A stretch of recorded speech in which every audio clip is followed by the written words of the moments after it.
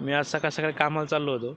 म्हणजे तुम्ही बघा, माणुसकी खरंच किती संपत चालली आहे. तर तुम्हाला उदाहरण सांगतो मी. इथं हे पाठीमागे बघू शकता तुम्ही, हे आंध्रामधले काका येतं.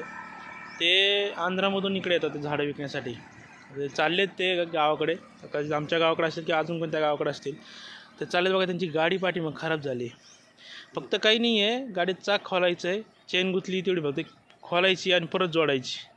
पण तेवढ्यासाठी ना माझ्याकडे पाणी नाही. तर पण दुसऱ्या कोणाला हात जर केला ना, कोणी थांबतसुद्धा नाही. आणि एखादं थांबलं त्याचं म्हणून पाणी देऊ 2 मिनटं, तरी कोणी पाणी देत नाही.